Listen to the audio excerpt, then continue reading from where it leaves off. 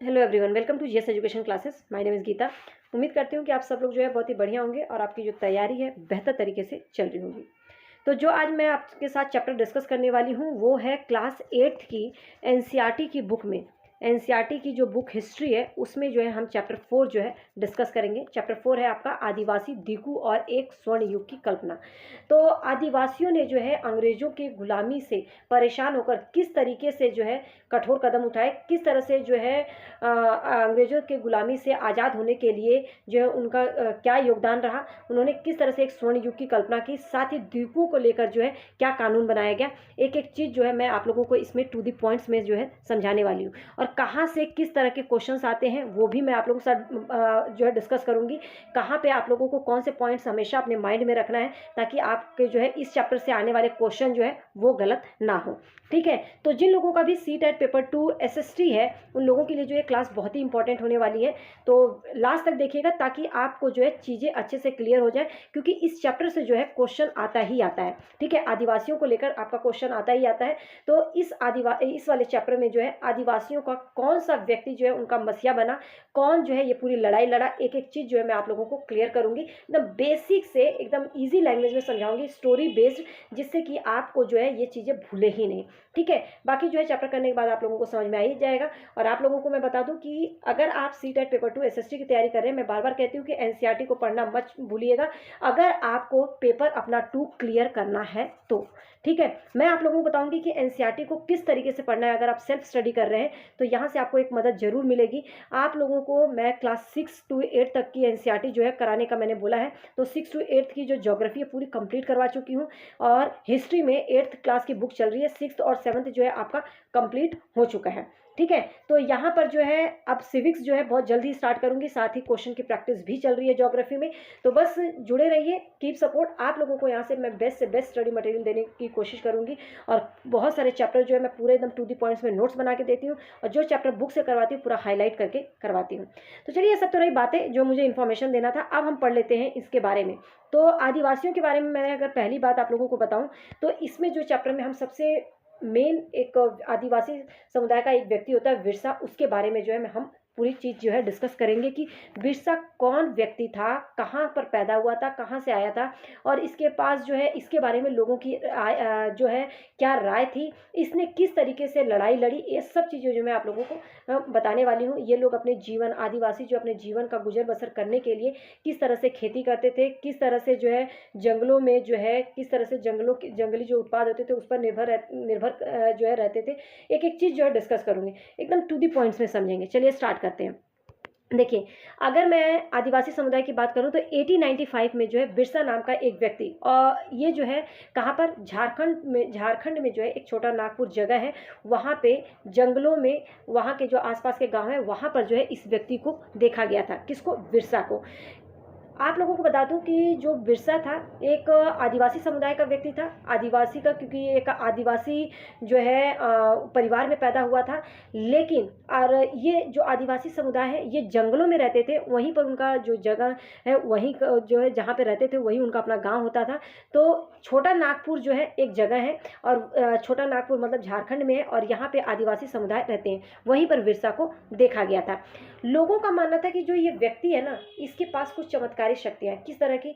मतलब कि कुछ बीमारियों को जो है ये, मतलब कि अगर कोई बीमार है तो उसको वो दूर कर सकता है। तो ये जितनी भी बीमारियां हैं उनको दूर कर सकता है। अनाज के जो छोटे छोटे ढेर होते हैं, मतलब अनाज के जो गल्ले हैं, उसको वो कई गुना बढ़ा सकता है। इसके बारे में जो है ये लोगों की राय थी। अब बिरसा जब अपने बारे में ये सब चीज़ें सुनेगा, कोई भी व्यक्ति सुनेगा, तो आप खुद सोचिए कि उसको कितना प्राउड होगा। तो बिरसा ने खुद ऐसा ऐलान कर दिया कि उसे जो है भगवान ने लोगों की रक्षा करने के लिए दीकुओं की गुलामी से, दीकुओं का मतलब जो बाहरी लोग थे, उनकी गुलामी से आज़ाद करने के लिए भेजा है।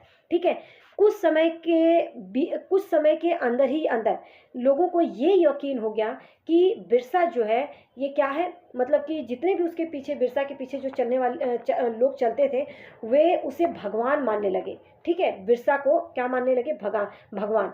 उनको यकीन था कि उनकी जितनी भी समस्याएं हैं, जितनी भी उनके सामने कठिनाइयां हैं, वो सब जो है ये व्यक्ति दूर कर सकता है। अब ये बिरसा था कौन? तो बिरसा जो है एक मुंडा परिवार में पैदा हुआ था। और मुंडा क्या है? मुंडा जो है एक जनजातीय समुदाय। यहाँ पॉइंट जो है बहुत ही इंपॉर्टेंट है बिरसा के बारे में। बिरसा से रिलेटेड क्वेश्चन आता है, 4 पॉइंट आपको दे देगा, पूछ लेगा कि इनमें से कौन सा एक असत्य है या कौन सा जो है सत्य है। ठीक है, तो बिरसा जो है याद रखिएगा, बिरसा जो है एक मुंडा परिवार में पैदा होता है, मुंडा परिवार में पैदा हुआ होता है। और मुंडा जो है एक जनजातीय समूह है जो कि छोटा नागपुर में है, नागपुर में है। ठीक है, जो जनजाति है वो मुंडा जनजाति है, ये छोटा नागपुर में रहता है। और छोटा नागपुर कहाँ है? झारखंड में।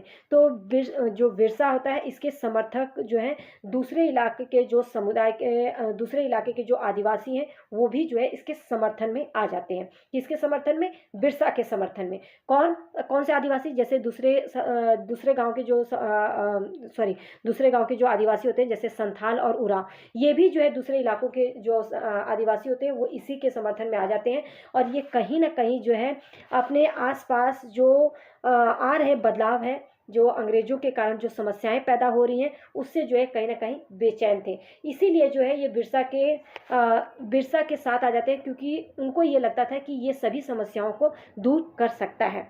ठीक है, तो इनकी जो ये जो व्यक्ति थे, मतलब ये जो आदिवासी समुदाय है, इनको लगता था कि इनकी जो जीवन पद्धति है ये नष्ट होती हुई दिखाई दे रही है। इनका आजीविका जो है वो खतरे में है, क्योंकि कहीं ना कहीं जो अंग्रेज हैं वो जंगलों पर जो है अपना अधिकार जमाने लग गए थे, और उनका जो धर्म है वो छिन भिन हो रहा है। तो इन सभी समस्याओं को लगता था कि बिरसा जो है हल कर सकता है, और बिरसा जो है इन समस्याओं को हल करना भी चाहता था। ठीक है, तो इनके लेकर जो है बिरसा ने क्या क्या कदम उठाए उसके बारे में जो है हम करते हैं। तो इसमें हम यही पढ़ेंगे दिकू कहाँ, जो दिकू थे, जिन्हें दिकू कहा जाता है, वे लोग बाहरी लोग कौन थे, साथ ही ये गुलाम कैसे इन्हें बना लिया गया, इन्होंने जो है ये दिकुओं ने जो है इन इलाकों के लोगों को कैसे गुलाम बना लिया, अंग्रेजों के राज में आदिवासियों के साथ क्या हो रहा था, ये सब चीज़ें जो है हम इस चैप्टर में करने वाले हैं। देखिए, आदिवासियों के बारे में हमने पहले भी पढ़ा है, पहले वाले जो 7th क्लास की जो बुक है उसमें भी पढ़ा था, लेकिन उसमें भी हमने पढ़ा था। ज़्यादातर जो आदिवासी हैं वो कहाँ पे रहते थे? ज़्यादातर आदिवासी जंगलों में रहते थे। तो इनके जो रीति रिवाज हैं, जो बाकी लोग हैं जैसे ब्राह्मण हैं, उनके रीति रिवाज उनके धर्मों से जो है अलग होता था। ठीक है, इन समाजों में जो बाकी लोगों में जो है जैसे जाति भेदभाव दिखाई देता है, तो इन समाजों में जो है जो आदिवासी समाज है इनमें भेद नहीं होते थे जाति के आधार पर। ठीक है, ये लोग जो है कबीले के सारे लोग जो है एक कुटुंब के बंधनों में बंधे रहते थे। हमने ये पीछे पढ़ा था कि कुटुंब के बंधनों में बंधे रहते थे, लेकिन इसका ये मतलब नहीं कि ये सामाजिक और आर्थिक रूप से इन पे मतलब कि इनमें कोई फर्क नहीं था, ऐसा नहीं है, इनके में भी फर्क होता था। ठीक है, लेकिन ये कुटुंब के बंधनों में बंधे होते थे, जाति के आधार पर कोई भी इनमें भेदभाव नहीं होता था। जो पॉइंट मैं बोल रही हूँ उसको ध्यान दीजिएगा, जाति के आधार पर भेदभाव नहीं था, लेकिन इसका मतलब ये नहीं कि सामाजिक और आर्थिक इनके में फर्क नहीं होता था। अब जनजातीय समूह किस तरह से अपने आजीविका चलाते थे, किस तरह से गुजर बसर करते थे, ये समझिए। तो जैसे कि जनजातीय समूह, सबसे पहले हम कुछ झूम खेती करते थे। अब ये झूम खेती होती क्या है? देखिए, कुछ समुदाय के लोग जो है झूम खेती करते थे। झूम खेती जो है ज़्यादातर घुमंतू खेती को जो है क्या कहा जाता था? झूम खेती। घुमंतू खेती क्या होता था? तो जो घुमंतू खेती है हम कह रहे हैं, इस तरह की खेती जो है ना, जंगलों के जो, जैसे कि एक जंगल है, जंगलों के जो क्षेत्र है, मतलब जंगलों के जो छोटे छोटे एरिया हैं, क्षेत्र हैं, उस पर जो है ये की जाती थी खेती। मतलब कि जंगलों के को काट कर जो है ये खेती की जाती थी। तो ये लोग जो है ज़मीन तक धूप लाने के लिए पेड़ों के जो है, जो पेड़ होता था उसके ऊपरी हिस्से को जो है क्या करते थे? काट देते थे, और ज़मीन पर जो घास भूस होता था उसको जलाकर साफ करते थे, और उन सभी घास भूस को जो है उस मिट्टी की राख में जो है, मतलब मिट्टी में जो है ज़मीन पर उसको जो है क्या करते थे? मिला देते थे, छिड़क देते थे। इससे क्या होता था कि वो मिट्टी जो है क्या बन जाती थी? उपजाऊ बन जाती थी। ठीक है, उपजाऊ हो जाती थी, क्योंकि उस राख में जो है पोटाश होती थी। ठीक है, तो मिट्टी उपजाऊ हो जाती थी। फिर वे कुल्हाड़ों से जो है पेड़ को जो है काटते थे, मतलब जो जगह है, जो ज़मीन है, उसमें जो है उसको खुदाई करते थे, और खुदाई करने के बाद जो है उसमें जोतते थे। जोतने के बाद वहाँ पे बीज का रोपाई नहीं। देखिए, याद रखिएगा, झूम खेती आपको इन शॉर्ट समझा दूँ तो झूम खेती जो है कैसे की जाती थी, जंगलों को काट कर वहाँ का घास भूस को जलाकर उसके राख को जो है वहाँ की मिट्टी में मिला दिया जाता था, जिससे वो मिट्टी जो है क्या हो जाती थी, उपजाऊ हो जाती थी। उपजाऊ होने के बाद जो है वहाँ पे जुताई की जाती थी। जुताई के बाद जो है बीज रोपण नहीं किया जाता था, बीजों को रोपा नहीं जाता था, बल्कि खेतों में ऐसे ही छींट दिया जाता था, बिखेर दिया जाता था, जिससे कि एक बार फसल तैयार हो जाती थी, फिर उसको काट कर वो दूसरी जगह चल पड़ते थे। अब यही कारण है कि एक जगह फसल तैयार होने के बाद, काटने के बाद जो है वो दूसरी जगह चले जाते थे, इसीलिए इसे घुमंतू खेती भी कहते थे। समझ में आ गया? ठीक है, तो ये था घुमंतू खेती, मतलब कि झूम खेती। इस तरीके से जो है ये लोग ये खेती करते थे। और यहाँ पे जो है कई जगह मतलब जो कई समय तक जो है यहाँ जो फसल काटी जाती थी ना, कई साल तक जो है वो ज़मीन परती पड़ी रहती थी। तो घुमंतू किसान मुख्य रूप से जो है ये कहाँ पर थे, पूर्वोत्तर भारत और मध्य भारत के पर्वतीय और जंगलीय पट्टियों में रहते थे। जो पूर्वोत्तर भारत है, मतलब पूर्वी और उत्तर वाला जो क्षेत्र है वहाँ पर, और मध्य भारत के जो पर्वतीय क्षेत्र, मतलब कहने का मतलब जो पर्वतीय क्षेत्र है ना, जहाँ पे मतलब जंगल है, वहाँ पे जो है ये रहते थे। तो इन आदिवासी समुदायों की जो जिंदगी है जंगलों में बेरोक आवाजाही के जो है ये फसल उगाने के लिए जमीन में जंगलों के इस्तेमाल पर आधारित थी। कहने का मतलब है आदिवासी समुदाय जो है जंगलों में रहते थे, और ये किसी के भी यहाँ पे कोई रोक टोक नहीं था, ये जंगलों के उत्पादों पर ही निर्भर रहते थे। उस पर जो है कोई भी इनको जो है कुछ भी नहीं कह सकता था, वो केवल इसी तरीके से घूम घूम कर जो है खेती कर सकते थे। ठीक है, अब यहाँ पर जो है क्या समस्याएं आई उसके बारे में हम भी पढ़ेंगे।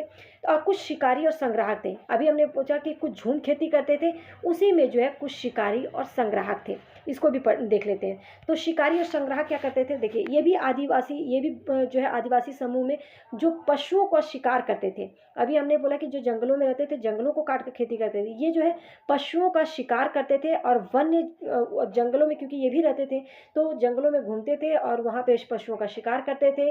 साथ ही जो जंगली चीज़ें होती थी, जो उत्पाद होते थे, उसका इकट्ठा करके उसी को खाते थे, काम चलाते थे।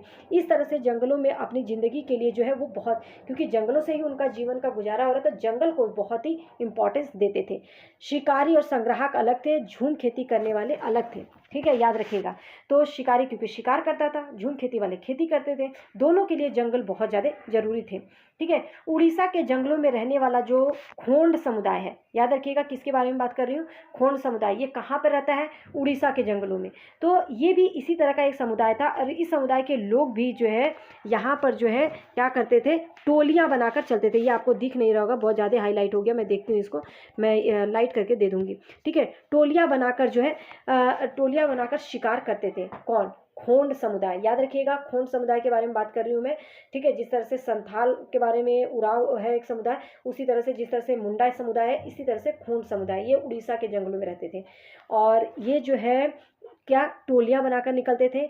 जो भी चीज़ उनके हाथ में आता था, शिकार हो चाहे वन उत्पाद हो, जंगली उत्पाद हो, जो भी आता था वो आपस में जो है एक दूसरे में, जो फल जड़ जो भी होता था, आपस में जो है वो क्या करते थे, बांट लेते थे। ठीक है, आपस में मिलजुल कर खाते थे। खाना पकाने के लिए वो साल और महुआ के बीजों के तेल का इस्तेमाल, साल का और महुआ के, मतलब जो खोंड समुदाय के लोग थे, कौन से बीज के तेल, साल और महुआ का, याद रखिएगा। इलाज के लिए जो है ये जड़ी बूटियों पर निर्भर रहते थे। तो जंगलों से इकट्ठा की गई जितने भी स्थानीय बाजारों में जो है उन जड़ी बूटियों को क्या करते थे, बेच देते थे, बेच कर जो है अपना वो काम चलाते थे। ठीक है, बुनकर जो होते चमड़ा कारीगरों में, उन्होंने भी जो है कपड़े चमड़े की रंगाई के लिए जो है आगे अपना जो है उससे मतलब कि जो कपड़े व चमड़े की रंगाई होती थी उसके लिए जो है वो किसका इस्तेमाल करते थे, कुसुम और पलाश के फूलों की जो है उनको जरूरत पड़ती थी। तो ये खोंड समुदाय लोग से ही कहते थे। तो वे जो है किससे कहते थे, खोंड समुदाय, क्योंकि खोंड समुदाय जो है ये जो भी वन में चीज़ें होती थी उस पर जो है उनका अधिकार होता था। तो ये जो खोंड समुदाय से जो वहाँ के स्थानीय लोग थे, स्थानीय लोग जैसे कि बुनकर चमड़ा कारीगर हैं, ये जो है अपने चमड़े की रंगाई के लिए, कपड़े के लिए जो है किससे कहते थे, खोंड समुदाय से। ठीक है, क्योंकि जंगलों के जंगली चीज़ों पर जो जहाँ पे ये लोग रहते थे उन पर केवल इन्हीं का अधिकार होता था। ठीक है, आगे मैं एक चीज़ और आप लोगों को बता दूँ, परती, कई बार पूछ दिया जाता है, कई लोगों को पता है, कई लोगों को नहीं। कुछ समय के लिए बिना खेती के जो ज़मीन छोड़ दी जाती है, जिस पे खेती नहीं की जाती है, उसको कहा जाता है परती। ये परती जो है इसलिए छोड़ी जाती है ताकि इसकी मिट्टी जो है दोबारा उपजाऊ हो जाए। साल जो है एक तरह का पेड़ है, महुआ भी एक तरह का फूल है जिसे खाया जाता है। इसे शराब बनाने के लिए भी इस्तेमाल किया जाता है। ठीक है, आपको यहाँ पे देख रहा होगा, ये देखिए डोंगरिया कंद कबीले की औरतें पंडानू की पत्तियां इकट्ठा करके कैसे ले जा रही है। ये भी आदिवासी समुदाय के लोग हैं। ठीक है, तो कुसुम और पलाश क्या है पूछा जाए तो कुसुम और पलाश जो है फूल है और इसे जो है कपड़े और चमड़े की रंगाई के लिए इस्तेमाल किया जाता था। और ये इस पर जो है ये कौन लोग इसको ला कर देते थे, खोंड समुदाय के लोग। ठीक है, इस समुदाय को चावल और अन्य अनाज कहाँ से मिलते थे, जो खोंड समुदाय है, क्योंकि जंगलों में ये शिकार कर सकते हैं या तो जंगली जो उत्पाद है उस पर इनको निर्भर रहना पड़ता था। तो इनको चावल या कोई अन्य अनाज कैसे मिलेगा, जो खोंड समुदाय के लोग हैं। यहाँ पे क्वेश्चन आता है खोंड समुदाय के बारे में है ये। ठीक है, कई बार देखो ये तो क्योंकि जिस तरह से इनके पास जंगली उत्पाद हैं उसी तरह से बाकी वो जंगली उत्पादों को बाकियों से जो है अदला बदली करके जो है वो क्या कर लेते थे, वो चीज़ें लेते थे। तो कहने का मतलब है कि जो इनके पास चीज़ें होती थी वो अपने स्थानीय समुदायों के स्थानीय लोग जो थे उनको देते थे, उसके बदले में जो है ये चावल या अन्य अनाज उनको मिलता था। तो वो अपने कीमती जो जंगलों से जो कीमती चीज़ें होती थी उसके बदले जो है वो जो उनकी ज़रूरत की चीज़ें होती थी उसको वो ले लेते थे। तो इस तरह से जो है ज़रूरी चीज़ों को खरीदने के लिए अपने मुट्ठी भर आमदनी का जो है सहारा इनको लेना पड़ता था। ठीक है, अब यहाँ पर जो है एक चीज़ और समझ लीजिए, एक मिनट, हाँ, कई आदिवासी जो है मजदूर थे। जब जो वन है मतलब जो जंगल है वहाँ से उत्पाद कम पड़ जाते थे तो ये आदिवासी जो है मजदूरी के लिए ज़्यादा भटकना में इनको पड़ता था। मतलब कि कई जो आदिवासी हैं जो खेत मजदूर थे, ठीक है, इनको अगर कोई उत्पाद कम पड़ जाते थे तो ये जो है मजदूरी के लिए इनको ज़्यादा भटकना पड़ता था। लेकिन उनमें से कई सारे समुदाय जैसे कि मध्य भारत में, याद रखिएगा, मध्य भारत में जो है बैगा समुदाय, कहाँ पर ये बैगा के जो लोग हैं ये जनजाति है, ये भी है मध्य भारत में। बैगा औरों के लिए काम करने से कतराते थे। बैगा जो है, बैगा के बारे में है ये बात, जो मध्य भारत में बैगा जनजाति थी। बैगा ये जो बैगा लोग थे ये औरों के लिए काम करने से कतराते थे। बैगा खुद की जंगलों पर को जो है जो उनका जंगल होता था उसे अपनी संतान मानते थे। केवल जंगल की उपज पर ही वो जिंदा रहते थे। मजदूरी करना बैगाओं के लिए अपमान की बात थी।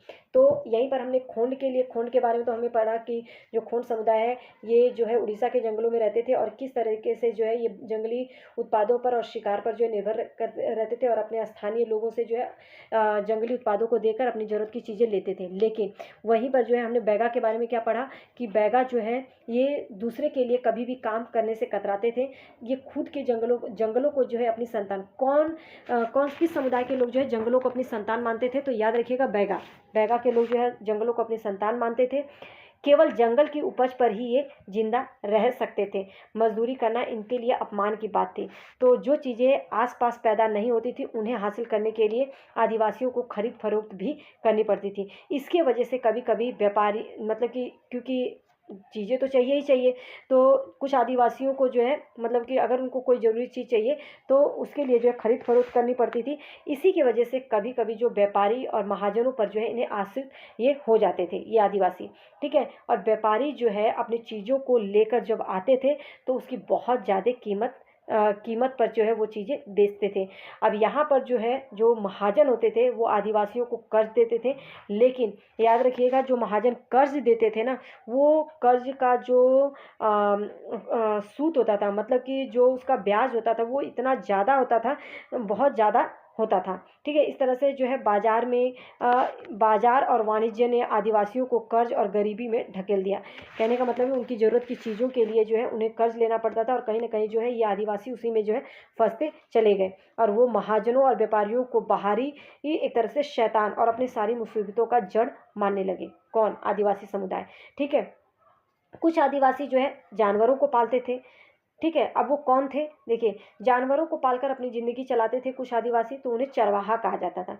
हमने पढ़ा कि कुछ खेती करते थे, झूम खेती, कुछ जो है शिकारी संग्राहक थे, ठीक है? और अभी हमने जो है बैगा के बारे में पढ़ा कि बैगा किस तरीके से दूसरों को काम करने के लिए मतलब नहीं काम करना चाहते थे, लेकिन वो किस तरीके से जो है गरीब होते चले गए। और यहीं पर अब हम पढ़ेंगे कि कुछ जो है जानवर पालते थे। तो जो जानवर पालकर अपनी ज़िंदगी चलाते थे ना, उनको चरवाहा बोला गया। और ये जो है मौसम के हिसाब से जो भी अपना पालतू जानवर होता था, जो मवेशी होता था, जो पशु होते थे या भेड़ होती थी, उनको रेवड़ लेकर यहाँ से वहाँ जाते रहते थे मौसम के हिसाब से, ठीक है? तो एक जगह जब घास खत्म हो जाती थी तो ये दूसरे इलाके में चले जाते थे। इस तरह से पंजाब के पहाड़ों में रहने वाले जो वन है, गुज्जर, मतलब पंजाब के पहाड़ों में रहने वाले जो गुज्जर हैं, और आंध्र प्रदेश में जो लवाड़िया आदि समुदाय, ये गाय भैंस आदि झुंड में जो है पालते थे। तो कुछ जो है आदिवासी जानवरों को पालते थे।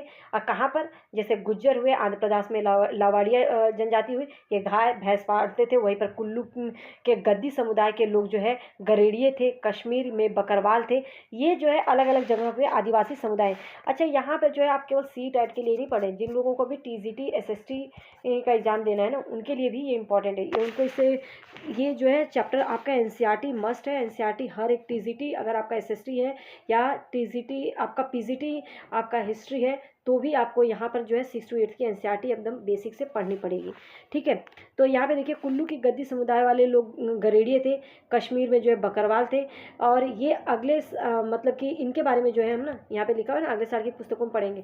मतलब कि 9th क्लास में इसके बारे में आपको ब्रीफ में पढ़ने को मिलेगा, ठीक है? लेकिन हमें जो है छोटी छोटी चीज़ें जहाँ से क्वेश्चन आते हैं, हमें केवल वो करना है। अब यहाँ पे मैं बता देती हूँ कि कुछ लोग जो है एक जगह पर ही खेती करते थे, उनकी ज़िंदगी कैसे थी। तो 19वीं सदी से पहले जो है बहुत सारे जनजातीय कबीले में एक जगह टिक कर खेती करने लग गए थे। तो वे जो है बार बार जगह बदलने की बजाय साल दर साल, मतलब साल 2 साल 4 साल एक ही जगह पर खेती करते थे। हलों का इस्तेमाल करने लगे थे, क्योंकि खेती करेंगे, एक ही जगह पे खेती करेंगे तो कहीं ना कहीं जो है खेत की खुदाई करनी पड़ेगी।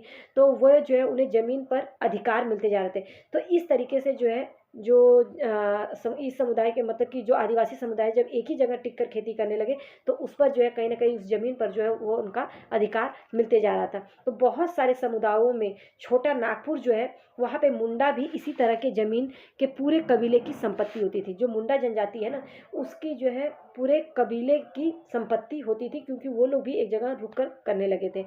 तो कुल के सभी सदस्यों को उन मूल निवासियों का वंशज माना जाता था, ठीक है? कुल के जितने भी सभी सदस्य हैं, उसके मूल निवासियों का क्या वंशज माना जाता था, जिन्होंने सबसे पहले आकर ज़मीन को साफ किया था, ठीक है? ज़मीन पर सबसे पहले जो साफ किया था, उसका ज़मीन पर सभी का लेकिन बराबर हक होता था।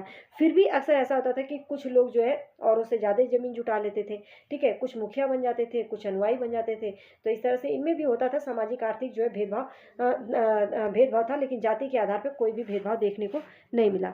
अब यहाँ पे जो है जो ब्रिटिश अफसर थे, ये जो है गोंड और संथाल, जो एक जगह ठहर कर रहने वाले आदिवासी समूह हैं, शिकारी संग्राहक या घुमंतू खेती करने वालों के मुकाबले में ज़्यादा सभ्य दिखाई देने लगे, ठीक है? ब्रिटिश अफसरों को जो है, जैसे गोंड समुदाय, जैसे एक जगह ये लोग ठहर कर आदिवासी समूह काम करते थे, और जो शिकारी संग्राहक या घुमंतू लोग थे, ये लोग जो एक जगह से दूसरी जगह पर जाकर काम करते थे। तो इन लोगों से ज़्यादा जो है क्या सभ्य दिखाई कौन देता था? ब्रिटिश लोगों को। गोंड और संथाल जो एक जगह खेती रहकर करते थे, तो ये लोग ज़्यादा सभ्य दिखाई देते थे। जो जंगलों में रहने वाले लोग थे, वो जंगली और बर्बर उन्हें जो है अंग्रेज मानते थे, और कहीं ना कहीं जो है उनको जो है अंग्रेजों को लगता था कि इन लोगों को जो है सभ्य बनाना बहुत ज़्यादा ज़रूरी है। अच्छा, ये देखिए बेवड़। बेवड़ क्या है? तो मैं आपको बता दूं, बेवड़ जो है मध्य प्रदेश में घुमंतू खेती के लिए इस्तेमाल किए जाने वाला शब्द है, ठीक है? घुमंतू खेती के लिए, जैसे झूम खेती है ना, वैसे उसके लिए जो है इस्तेमाल किए जाने वाला एक शब्द है बेवड़। आगे देखते हैं कि औपनिवेशिक शासन से जो है आदिवासियों के जीवन पर क्या प्रभाव पड़ा। मतलब कि जो अंग्रेजों के शासन की वजह से आदिवासियों का जीवन किस तरह से जो उनके जीवन में बदलाव आया। तो सबसे पहले हम बात करेंगे मुखियाओं का, कि इनका क्या हुआ। आदिवासी मुखिया कौन थे? ये जो है अंग्रेज़ों से पहले जो है आदिवासियों का जो आदिवासियों में जो है एक मुखिया होता था, और जो मुखिया होते थे ना आदिवासियों का, इनका एक अपनी जगह होती थी। ये आर्थिक रूप से ताकतवर तो होते ही थे, लेकिन ये आर्थिक रूप से ताकतवर होने के साथ-साथ इनका अपने इलाकों पर क्या था, नियंत्रण था। इनकी अपनी जो है पुलिस होती थी, इनके ज़मीन व वन प्रबंधन के स्थानीय नियम जो है ये खुद बनाते थे। तो ये अंग्रेज़ों से पहले इनका था, लेकिन जब अंग्रेजी शासन जब आया तो उसके बाद जो है मुखियाओं का जो कामकाज का तरीका था, इनका अधिकार था, ये सब जो है बदल गया।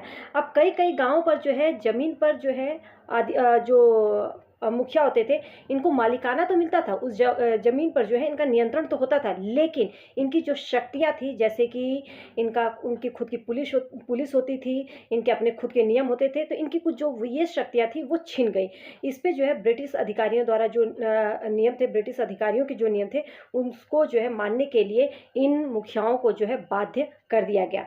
ठीक है? अब मुखियाओं को जो है अंग्रेज़ों को क्या करना पड़ता था, नज़राना देना पड़ता था। अंग्रेज़ों के प्रतिनिधि की हैसियत से ये अपने समूह का शासन में रखना होता था। मतलब कि अंग्रेज़ों के जो प्रतिनिधि होते थे, उन्हीं को जो है इनको इन्हें जो है अपने समूहों को अनुशासन में रखना होता था।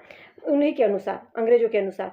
उनके पास जो ताकत थी वह अब नहीं रही। मुखियाओं के पास जो पहले ताकत थी वो अंग्रेज़ी शासन के आने के बाद जो है उनकी वो शक्तियाँ जो है छिन गई, और अब जो है यहाँ पे मुखियाओं को अपने परंपरागत जो काम है, पहले जो काम करने के लिए जो है, वो परंपरागत कामों को करने के लिए जो है वो क्या हो गए, लाचार हो गए। इसी तरह से जो घुमंतू काश्तकार थे उनका क्या हुआ, तो घुमंतू लोग, जैसे कि हम जानते हैं कि घुमंतू लोग जो है भटकते रहते थे, एक जगह से दूसरी जगह पर जाते थे, जिससे कि अंग्रेज जो है इन लोगों से जो है बहुत ज़्यादा जो है परेशान थे। 1 मिनट।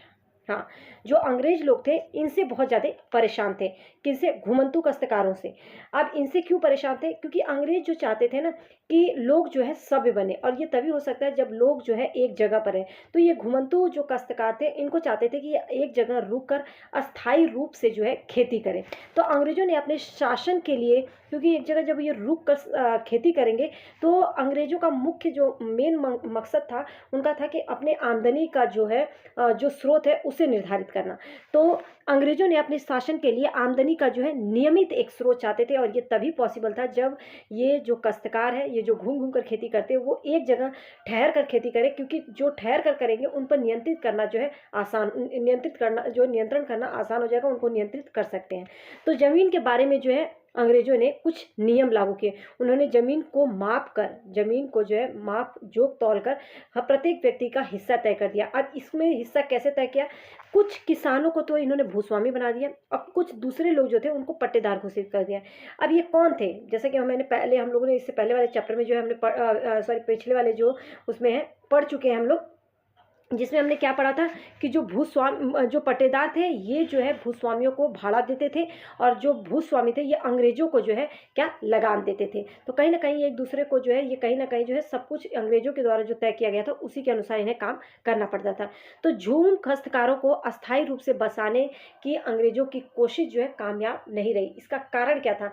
आप यहाँ पे देख सकते हैं कि ये जो लोग काम कर रहे हैं ना, ये जंगलों में काम कर रहे हैं। ये गुजरात का एक है, और किस तरह से जंगलों को साफ करके जो है यहाँ पे जो है खेती करने के लिए जो है इसे जो है तैयारी कर रहे हैं।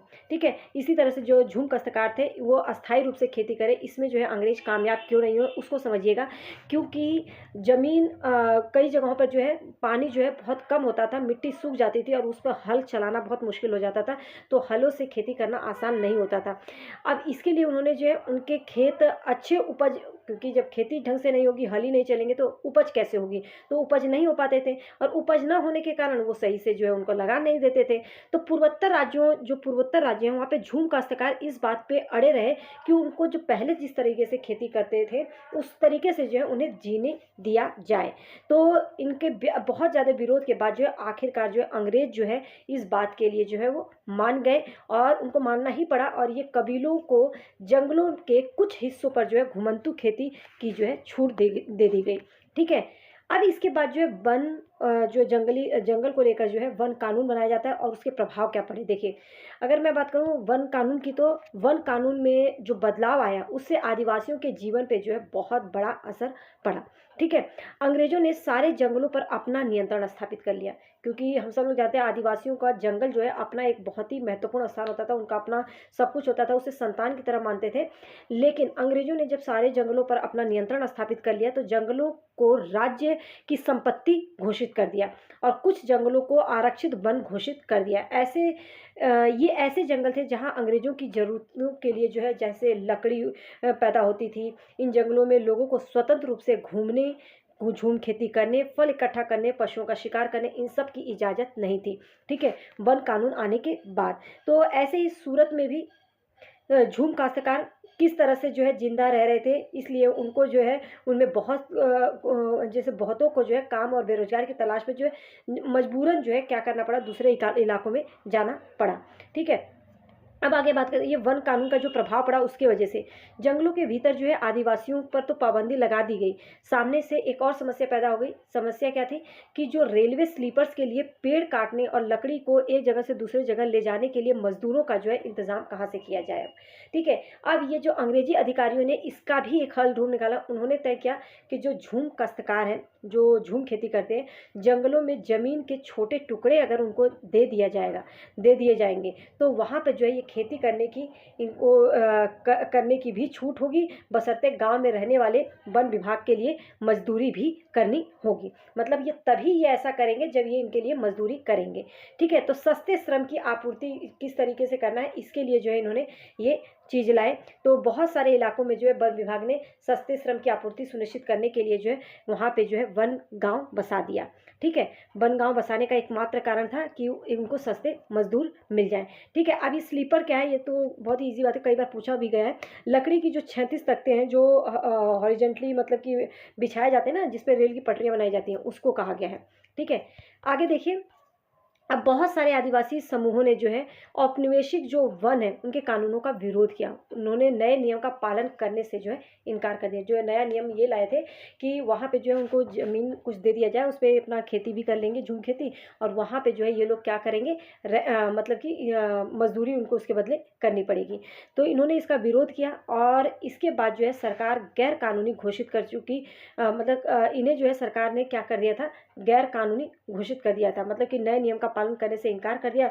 तो इन्हीं तौर तरीकों से चलते उनको जो है गैर कानूनी घोषित कर दिया। अब कई बार जो है उन्हें खुलेआम बगावत भी कर दी। किसने कर दी? आदिवासियों ने। तो 1906 में जो है सोंग्रम संगमा द्वारा जो है असम में सोंग्रम संगमा भी एक आदिवासी वो है, तो ये जो है असम में, और 1930 के दशक में मध्य प्रांत में जो है वन सत्याग्रह इसी तरह का विद्रोह था। ठीक है, अब हम बात करते हैं व्यापारियों की क्या समस्या हुई। जो औपनिवेशिक शासन आने के बाद हमने देखा कि जो मुखिया थे, फिर काश्तकार थे, उसके बाद जो है व्यापारियों के साथ क्या हुआ। व्यापारियों की समस्या देखिए, 19वीं शताब्दी के बाद जो है 19वीं शताब्दी के दौरान जनजातीय समूह ने क्या पाया कि व्यापारी और महाजन जंगलों से जल्दी जल्दी आने लगे और वे वन उपज जो है खरीदने लगे, नगद कर्जा देने लगे, आदिवासियों को मजदूरी पर रखने के लिए आ रहे थे। ठीक है, मतलब कि वहाँ पर जो है इन सारे बदलावों से क्या असर पड़ने वाले थे, इसे समझने में आदिवासियों को जो है थोड़ा समय लगा।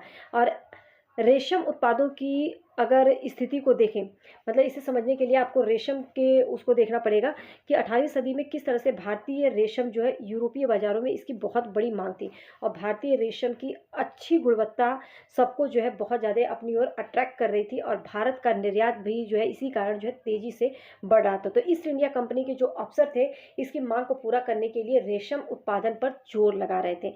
ठीक है, तो यहाँ पे जो है झारखंड में स्थित जो हजारीबाग है, वहाँ के आसपास में रहने वाले जो संथाल हैं, उन्होंने जो है रेशम के कीड़े पालते थे। रेशम की व्यापारी जो है अपने एजेंटों को भेजकर आदिवासियों को कर्जे देते थे। ठीक है, ताकि वो जो है उन्हीं कर्जों से जो है कृमि कोषों को इकट्ठा कर ले और 1000 कृमि कोषों के लिए 3-4 रुपए जो है उन्हें मिलते थे। इसके बाद जो है उनको जो है वर्धमान या गया जो है भेज दिया जाता था। उन्हें जो है 5 गुना कीमत पर बेचा जाता था। ठीक है, अब यहाँ पर देखिए कि रेशम उत्पादों के बीच कड़ी काम करने वाली जो यहाँ पे बिचौलियाँ हैं वो बहुत ज़्यादा जो है उनको मुनाफा हो रहा था। अब यहाँ पे रेशम उत्पाद जो हो रहा था, रेशम उत्पादों को बहुत ही मामूली फ़ायदे मतलब जो जो इसका उत्पादन कर रहे थे उनको बहुत थोड़ा-सा फ़ायदा होता था, लेकिन जो उसके बीच में बिचौलिया थे उनको जो है बहुत ज़्यादा फ़ायदा हो रहा था। तो बहुत सारे जो आदिवासी समुदाय के और बाज़ार व्यापारियों का अपना जो है सबसे बड़ा दुश्मन मानने लगा। मतलब कि जो आदिवासी समुदाय है वो बाज़ार के जो व्यापारी थे उनसे जो है उनको जो है वो क्या मानने लगा, अपना दुश्मन मानने लगा। और ये आपको देख सकते हैं यहाँ पे तो अलग-अलग वो है। देखिए बिहार में किस तरह से कोयला का जो है ये 1920 के दशक में बिहार के जो झरिया नामक स्थान है रानीगंज, वहाँ पे कोयला के खदानों में काम करने वाले ये जो है खनिक आदिवासी हैं। और ये किस तरह से अंधेरी में दम घुट मतलब घोंटू जो खादान होते थे, मतलब वहाँ पे दम घुटने लगता था। वहाँ पे उनका न केवल शरीर टूटता था बल्कि वो उनके लिए बहुत ज़्यादा खतरनाक होता था। कईयों की इसमें जो है मृत्यु भी हो जाती थी। ठीक है, तो इस तरीके का जो है ये आपको यहाँ पे दिख रहा होगा। ये देखिए हाज-गाज औरतों के लिए जो घरेलू काम सिर्फ घर तक ही नहीं सीमित नहीं था, बल्कि वो खेतों और कारखानों में भी अपने बच्चों के साथ किस तरीके से आदिवासी समुदाय के लोग जो है किस तरह से अपना काम करते थे। अगर आगे हम बात करें, काम की तलाश में जो है इनको जाना पड़ता था। काम की तलाश में घर से दूर जाने के लिए आदिवासियों की दशा तो और भी खराब थी। इनको जो है आखिर मतलब 19वीं सदी के आखिर में चाय जो बागान थे वहाँ फैलने लगे थे। खनन उद्योग भी जो है बहुत ही महत्वपूर्ण जो है उद्योग बन गया था। तो असम में चाय के बागानों में और झारखंड में जो है कोयला खदानों में काम करने के लिए आदिवासियों को बड़ी संख्या में भर्ती किया गया। चाय बागान हो चाहे आपका झारखंड में कोयला खदान हो, यहाँ पे जो है आदिवासियों का बहुत बड़ी संख्या में इनकी भर्ती हुई। ठेकेदारों की मतलब मार्फत भर्ती क्या यहाँ पे जो है इन लोगों को ठेकेदारों ने जो है भर्ती किया था। और ये ठेकेदार न केवल उन्हें बहुत ही कम वेतन देते थे बल्कि वापस घर भी लौटने नहीं देते थे, मतलब कि बहुत ही कम पैसा ये देते थे। अगर आगे हम बात करें तो 1831 से 32 में जो है कोयला आदिवासियों ने 1855 में जो है संथालों से जो है बगावत कर दी थी। जो कोयला आदिवासियों ने जो है 1855 में संथालों से बगावत कर दी। और मध्य भारत में बस्तर विद्रोह हुआ था 1910 में। 1940 में इसी तरह से महाराष्ट्र में बरली विद्रोह हुआ था। और बिरसा जिस आंदोलन का नेतृत्व कर रहा था वो भी इसी तरह का विद्रोह था, बिरसा मुंडा, जिसके हम आगे पढ़ रहे थे। ठीक है, तो बिरसा मुंडा भी इसी तरह का एक आंदोलन इसी तरह से जो है अपने उसका जो है विद्रोह कर रहा था। बिरसा जिस आंदोलन का नेतृत्व कर रहा था वो भी इसी तरह का जो है एक तरह से विद्रोह था। और बिरसा मुंडा की अगर हम बात करें तो बिरसा मुंडा जो कि 1870 के दशक के मध्य में बिरसा का जो जन्म है 1870 के दशक में हुआ था। इसके पिता जो है बहुत गरीब थे। ठीक है, और इसने जो है बिरसा का जो बचपन है भेड़ बकरियां चराते थे, बांसुरी बजाते थे, स्थानीय अखाड़ों के नाचे, मतलब इस तरीके से जो है अपना वो जीवन जीते थे। अब वहीं पर जो इसकी परवरिश जो है कहाँ पर हुई थी, बोहंडा के आसपास के जंगलों में हुई थी। गरीबी से लाचार जो बिरसा था, इसके पिता की काम की तलाश में जगह जगह भटकना पड़ता था। तो इसका जो बचपन है बिरसा का, वो अतीत में मुंडा विद्रोहों की कहानियों जो है सुन ली थी उसने। मतलब उस टाइम पे जो है बिरसा ने अपने जो मुंडा विद्रोहों की जो कहानियां हैं उसने वो सुना था और इसी विद्रोहों का जो है आवाहन करते देखा था। तो बिरसा के समुदाय के जो लोग हैं ऐसे स्वर्ण युग की बात क्या करते थे कि मुंडा लोग जो है दीकुओं के उत्पीड़न से पूरी तरह से आज़ाद थे। पहले जो है मुंडा लोग जो है ये दीकुओं के उत्पीड़न से क्या थे, आज़ाद थे। सरदार जो थे वो लोग ये कह रहे थे कि जो इस समुदाय के लोग थे परंपरागत इनका अधिकार जो है बहाल मतलब कि सरदारों का ये मानना था कि एक बार क्या हुआ था कि उनके समुदाय के परंपरागत अधिकार बहाल हो जाएंगे। वे खुद को इलाकों के देखिए मूल निवासियों का जो है वंशज मानते थे, अपनी जमीन की लड़ाई लड़ रहे थे। वे लोगों को याद दिलाते हैं कि उनका अपना साम्राज्य जो है वापस पाना है। तो इस तरह से बिरसा जो है एक स्थानीय मिशनरी स्कूल था उसमें जाने लगा और वहाँ पे उपदेश को सुनने का उसे मौका मिला। मुंडा समुदाय के को स्वर्ग साम्राज्य हासिल कर सकता था। उसने ये सुना बात कि मुंडा जो है समुदाय ये एक स्वर्ग साम्राज्य हासिल कर सकता था। उसे लगा कि उसने अपने जो खोए हुए अधिकार हैं उसे जो है वो क्या कर सकते हैं, वापस पा सकते हैं। तो इस तरीके से जो है वो अपने आसपास जो उसमें बचपन में ये सब चीज़ें जो है देखी थी। उसके बाद जो है बिरसा ने मतलब कि जाने माने जो वैष्णव धर्म के प्रचारक के साथ भी कुछ समय जो है बिताया था। ठीक है, और अपना जैसे जैसे बड़ा हुआ उसके बाद जो है वो काफ़ी गहरे तौर पे जो है इन सब चीज़ों से प्रभावित हुआ। बिरसा का आंदोलन आदिवासी समाज को सुधारने का आंदोलन था। जो आदिवासी समाज है उसका जो है मेन मकसद था कि उनको जो है सुधारना है। मुंडाओं से आह्वान किया उसने कि वे शराब पीना छोड़ दें, गाँव को जो है अपने साफ रखें और जो ये जादू टोने में विश्वास न करें, इस सब चीज़ों को जो है वो बोलने लगा। इस तरह से 1895 में जो है 1895 में बिरसा ने अपने अनुयायियों से आह्वान किया कि वे अपने गौरवपूर्ण अतीत को पुनर्जीवित करने के लिए जो है संकल्प लें। अपने मतलब गौरवपूर्ण जीवन को मतलब कि अपने जो है जीवन को आगे बढ़ाने के लिए, पुनर्जीवित करने के लिए उन्हें संकल्प लेना पड़ेगा, दृढ़ निश्चय करना पड़ेगा। तो इस तरह से जो है अंग्रेजों को बिरसा आंदोलन की जो राजनीतिक उद्देश्य उससे ज़्यादा परेशानी होने लगी, क्योंकि वो लोगों को जो है तैयार कर रहा था, लोगों को मोटिवेट कर रहा था। तो कहीं ना कहीं जो है इससे जो है क्या हो रहा था, अंग्रेज जो है बिरसा से जो है कहीं ना कहीं जो है बिरसा से उसे परेशानी होने लगी। अब यहाँ पर जो है ये आंदोलन जो है ताकतों को, मुंडाओं की सारी जो समस्याओं व कष्टों का स्रोत मानता था। ये आंदोलन जो है इन्हीं ताकतों और मुंडाओं की सारी जो समस्या है उसका जो है स्रोत अंग्रेजों की जो परंपरागत भूमि व्यवस्था है उसको नष्ट कर रही थी। अंग्रेजों की जो नीतियां हैं वो इनको जो है नष्ट कर रही थी। और 1895 में बिरसा को इसी तरह से जो है फिर क्या किया गया बाद में, क्योंकि अंग्रेज जो है इससे काफ़ी परेशान थे, तो 1895 में इसे गिरफ्तार कर लिया जाता है और दंगे फसाद के आरोप में जो है इसे 2 साल की सजा दे दी जाती है। लेकिन 1897 में जेल से लौटने के बाद बिरसा ने समर्थन जुटाते हुए गांव-गांव घूमने लगा और लोगों को उकसाने के लिए परंपरागत तरीके जो भाषा है उनका इस्तेमाल किया, आह्वान किया, लोगों को अपनी ओर आकर्षित किया और एक साम्राज्य की स्थापना के लिए जो है उसने कहा कि रावणों को तबाह कर दें, मतलब जो दीकू है, जो यूरोपीय हैं, उनको जो है तबाह करना है। बिरसा के जितने भी अनुयायी थे दीकू और यूरोपीय सत्ता के प्रतीकों को जो है निशाना बनाने लगे। तो इस तरह से 1900 में जो है बिरसा की जो है वैसे तो हैजे के कारण जो उसकी मृत्यु हो जाती है, लेकिन फिर उसके बाद जो है आंदोलन थोड़ा, क्योंकि उनका अपना मसीहा चला गया, तो कहीं ना कहीं आंदोलन का जो मेन जो उसका लीडर है वो चला जाता है, तो क्या है वो आंदोलन ठप पड़ जाता है। तो वहीं कहीं ना कहीं ठंडा हो गया और इसके कारण जो है आंदोलन जो है 2 मायनों में, लेकिन ये महत्वपूर्ण था। ये आंदोलन का मेन मकसद था पहला कि औपनिवेशिक जो सरकार है उसको जो है ऐसे कानून लागू करने के लिए मजबूर किया जिसके जरिए दीकू जो लोग हैं आदिवासियों की ज़मीन पर आसानी से कब्जा न करें। इस चीज़ को याद रखिएगा, ठीक है। तो दीकू लोग जो है, बाहरी लोग जो आए हैं, वो आदिवासियों की ज़मीन पर कब्जा न करें। दूसरा क्या था कि दूसरा ये था कि अन्याय के विरोध करने और औपनिवेशिक शासन के विरुद्ध अपने गुस्से को अव्यक्त करने के लिए आदिवासी जो है सक्षम है, ठीक है। तो इसने जो है ये चीज़ें जो है लोगों के लिए इस आंदोलन में जो है ये 2 महत्वपूर्ण बातें थी। और इस तरह से जो है ये जो चैप्टर है आपका ख़त्म होता है। और यहाँ पे जो है अब नेक्स्ट चैप्टर जो है हम इसको मतलब नेक्स्ट चैप्टर मैं चैप्टर 5 करवाने से पहले आप लोगों को जो है ज्योग्राफी का जो है हम लास्ट चैप्टर कर रहे थे 7th और 8th का जो है ज्योग्राफी क्लास 6 की 7th और 8th चैप्टर के क्वेश्चंस करवाऊंगी कि आते कैसे हैं क्वेश्चन, ठीक है। और इस चैप्टर में जो है आपको बिरसा मुंडा बिल्कुल भी नहीं छोड़ना है और बिरसा मुंडा के उसके जो उसने आंदोलन चलाया था उस आंदोलन का 2 मायने क्या थे ये आपको पता होना चाहिए। क्वेश्चन आते हैं, ठीक है, इस तरह का क्वेश्चन आपको देखने को मिलेगा। और कहीं ना कहीं जो है आगे आपको कि जो औपनिवेशिक शासन था उसके वजह से जो है किन किन लोगों को समस्याओं का सामना करना पड़ा, किन की ज़िंदगी कैसे बदली, एक एक चीज़ जो है मैंने आप लोगों को बता दिया है। तो उम्मीद करती हूँ ये चैप्टर जो है अब आप लोगों को अच्छे से क्लियर हो गया होगा। इसका जो PDF है मैं आप लोगों को टेलीग्राम पे शेयर कर दूंगी, ठीक है, लिंक डिस्क्रिप्शन बॉक्स में दे दूंगी। बाकी जो NCERT के बाकी चैप्टर्स हैं उनका लिंक डिस्क्रिप्शन बॉक्स में मिल जाएगा।